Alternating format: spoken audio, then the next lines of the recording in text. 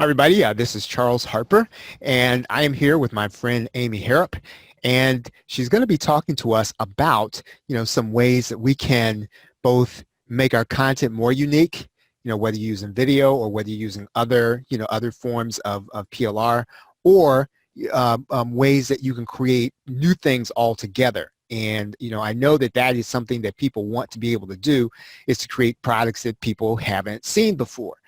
Amy, hello. Hi, Charles. Amy, so why don't you just kind of tell us a little bit about, what you're doing right now? I mean, this whole idea of, finding other unique content that we can, we can go to the market and monetize. Well, thanks. Thanks for having me here. Yeah, I'm really excited. I am actually I put together a new training called PD Goldmine, and it's all about taking content and creating unique content you can monetize, like you said. And what I really love about whether you're using private label rights content or public domain content is that there's so many different unique formats that you can use it in. For example, we know now that doing video and short videos and doing image-based types of content, like for example for social media, those are so popular and they drive tons of traffic. And repurposing your content and setting it up to you in those formats is fantastic.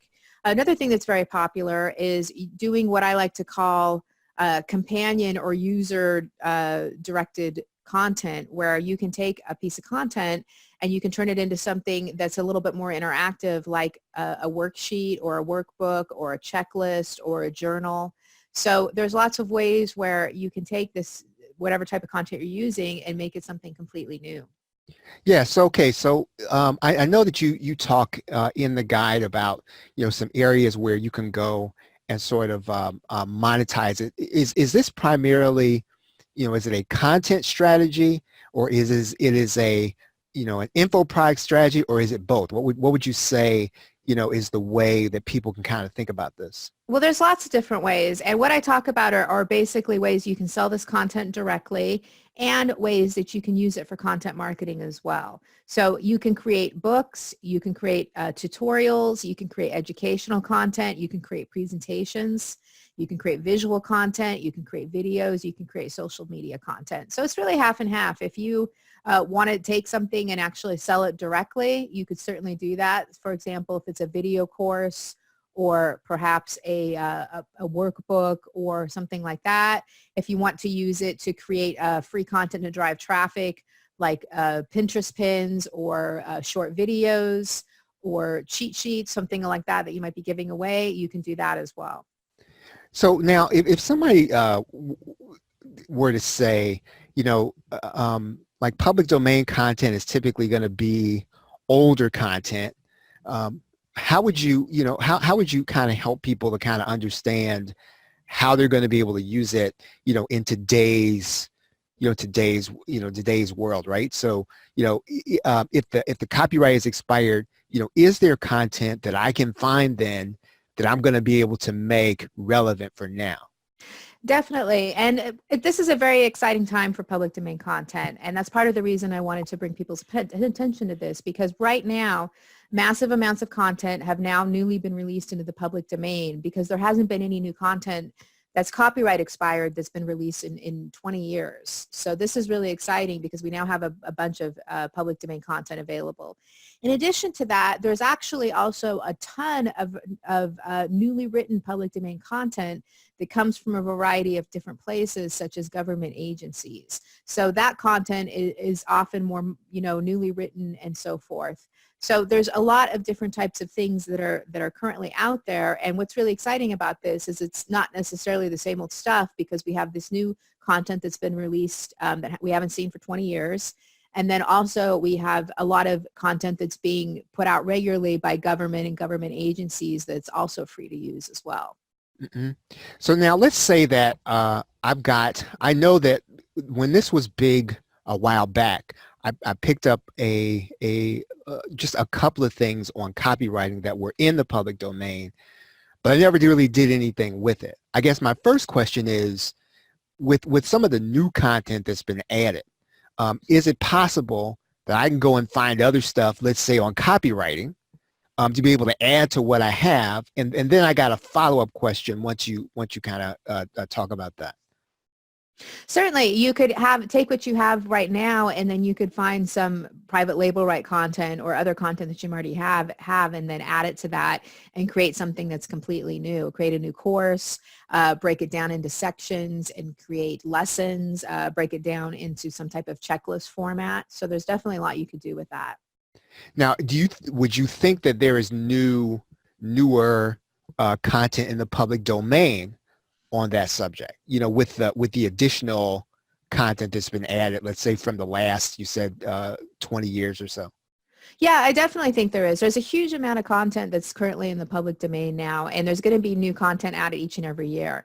And what I've done as well with putting this together is I've actually created a dashboard software where it's categorized, where you can go through and easily find this type of content. You can just go to the written content category, and then you'll see the different types of written content that are available. And you can also make notes on any of these sites as well if there's ones that you want to go back to too. So there's a lot of content that even after a copyright restriction just wasn't renewed. And so there's a lot of content that does actually fall into the public domain. And in my PD Goldmine, I'm going to show you exactly where you can find that in the dashboard software that's included. Yeah, you know, because I remember when I was doing this years ago, and that was kind of a complicated process of trying to figure out, what was renewed and what wasn't there. And I think that's kind of what held me up and kind of kept me from moving forward. So now what you're doing with the software is you're making that whole process easy to navigate. Yes, there's 4 main categories: images and artwork, written, multimedia, and then I also have a separate category for Creative Commons, which we haven't really talked about, but that's also very newly created content that's available for people to use as well, and it's similar to public domain. So once you go to any of these categories, you'll then also find in many cases subcategories, and then you can find what you want. If you're looking for educational content, or if you're looking for historical content, or if you're looking for something that's maybe video based specifically, I have specific video content as well. So if I'm a blogger, and let's say that like my primary concern is being able to go find unique images, because I know, if you have to use, one of these services, you got to pay for all the images, then you've got to check to see, which ones are going to be, which ones are copyrighted, but could I use this if I'm a blogger, let's say, and I wanted to go and find some unique but timeless images for some of the posts that I was creating? Oh, definitely. There is so many images and artwork out there that are available. Excuse me, you just have to know where to find them. And what's great too with a lot of those image sites and places that I share is they also have the ability where you can do specific searches too.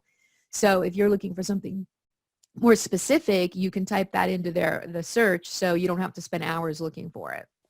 Okay, no, that's good. Now, is there also, now I'm video primarily, right?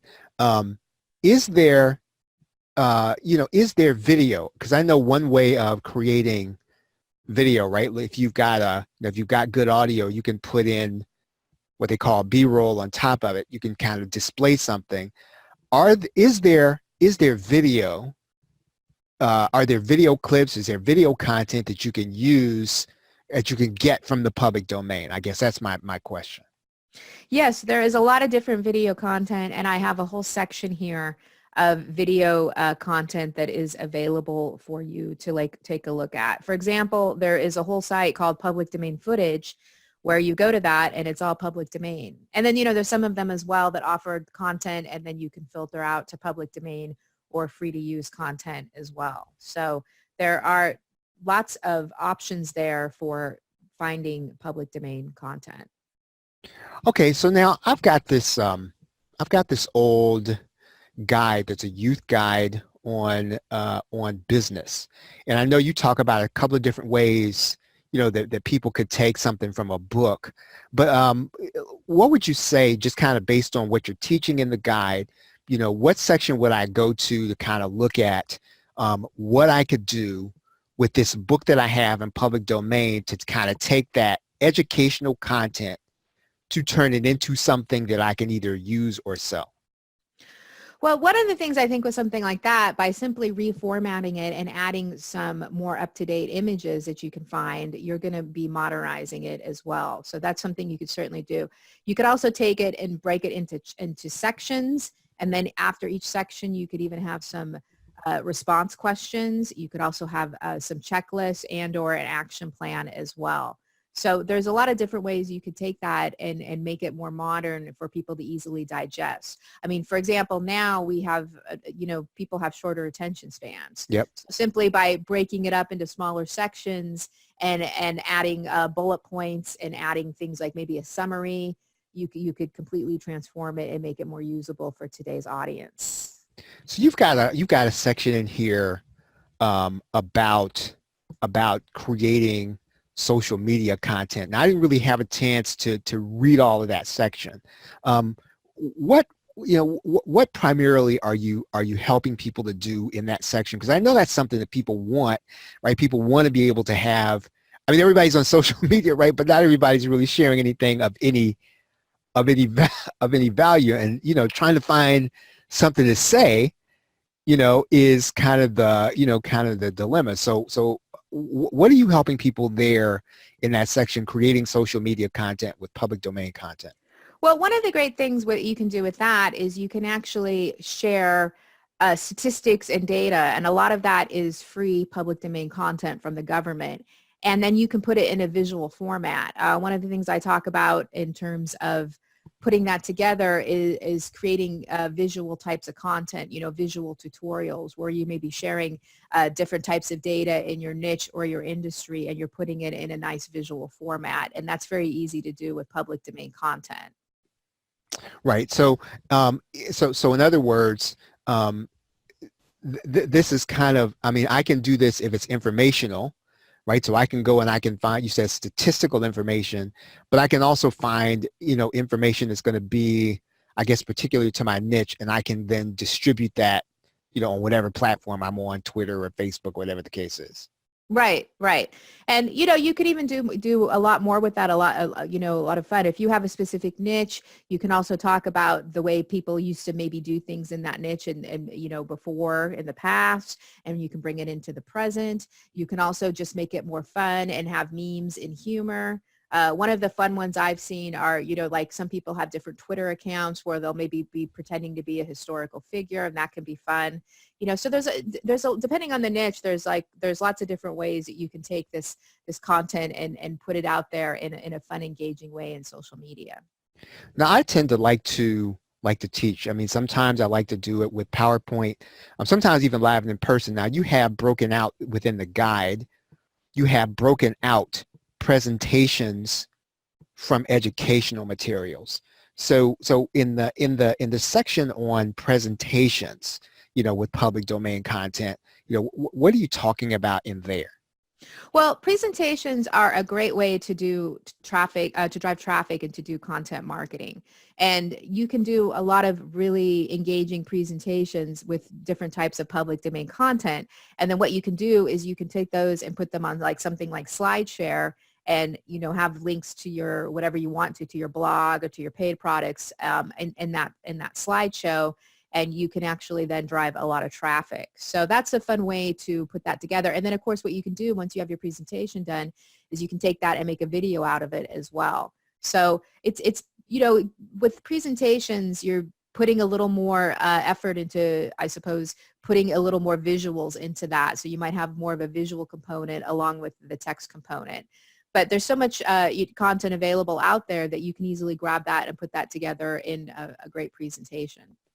Yeah, what I like about what you did with this is that in every section that I read, you've got a section at the end that says, how to monetize each piece.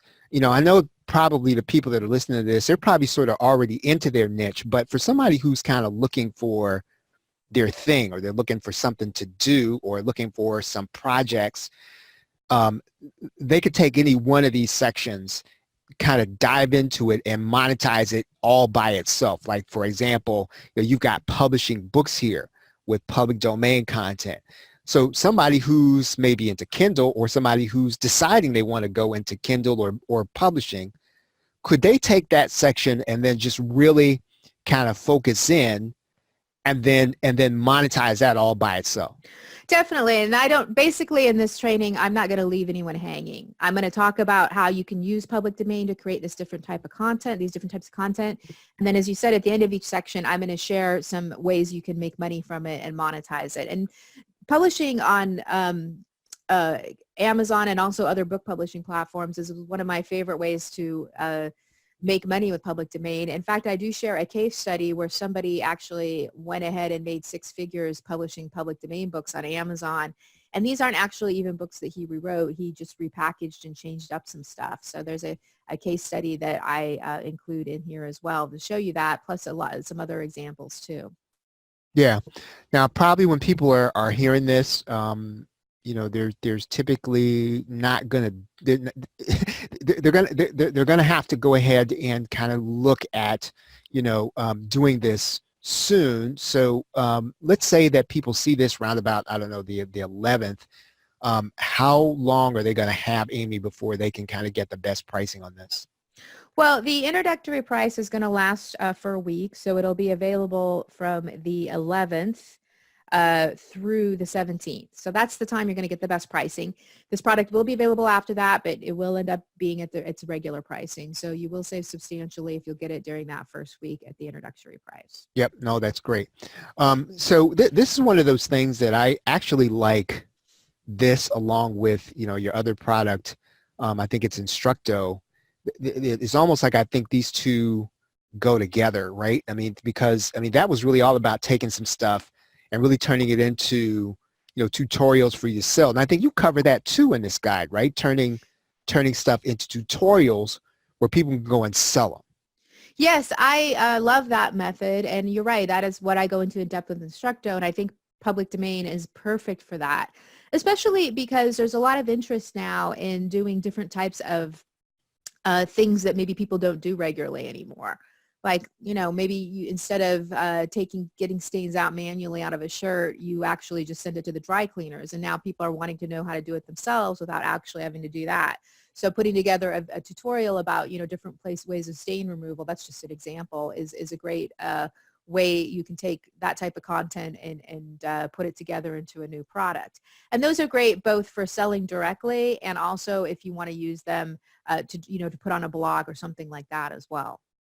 Yeah, I think also what I like about this before we close out is there's a guy, Ryan Holiday. I don't know if you've heard of him.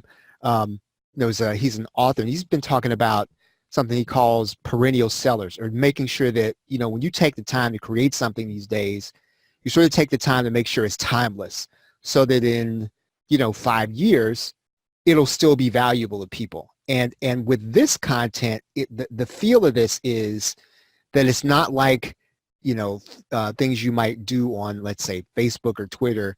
Like you can create something and it'll still be relevant to people in 5 years, 10 years, 15 years. Is that accurate, Amy? I definitely think that's accurate, especially when you are looking at evergreen types of content. You can take that and people, were responding to it and it was popular in the past and they're going to be responding to it and it's going to be popular now. And it's not based so much, like you said, on specific things that are, that say 2020. It's going to be something that's more timeless that people are going to be interested in long term. And I definitely think that's the case. And there's a lot of niches like that. I think, we always remember looking at the health, wealth, and relationships. Those are the 3 ones, and then everything you can kind of put underneath those niches to an extent. And you'll be able to find lots of great niches and then content to go with them that people respond to. That's great. Okay, everybody, I'm going to send you to a URL, and it's theplrshow.com/PDAmy, right? PDAMY. And I'm going to put some things together for you. I think that'll help you to leverage this. And I'm going to do a little short kind of tutorial as to how you can bridge the gap between some of the content you already have from us, as well as how you can get into this. And then there's some other stuff that you can sell. But so Amy, again, I always ask you this: what's the fastest way to kind of get started quickly? I know you've got the guide; it's really well laid out. It's really broken down well. How do people, let's say, get started fast if they can get something like a project done fast by getting into this? Well, I would recommend reading through the guide quickly and then picking one of the formats you want to use, and then you can go to the corresponding checklist because they're separate checklists, and then just go through the checklist and put your content together, and then to actually pull your content, you can use the software. Awesome. Okay, everybody, once again, the URL where you can get my additional resources is the plrshow.com/PD Amy. This is only going to be available for a limited time. And even if you're listening to this and it's later, as you've probably heard, you're going to be getting something where you're going to be creating timeless resources and things that are going to be lasting. And so this is something that, everybody can really benefit from learning how to do, on the internet, creating things that people are going to be looking for, not just this year, but, 2 years, 3 years, 4 years, 5 years down the line. So everybody, thank you for, kind of listening in. Amy, thank you as always for spending this time with us. Thank you, Charles. Thank you for having me here. I really appreciate it, and it was a lot of fun. All right, everybody, have a great day and a pleasant tomorrow. Take care.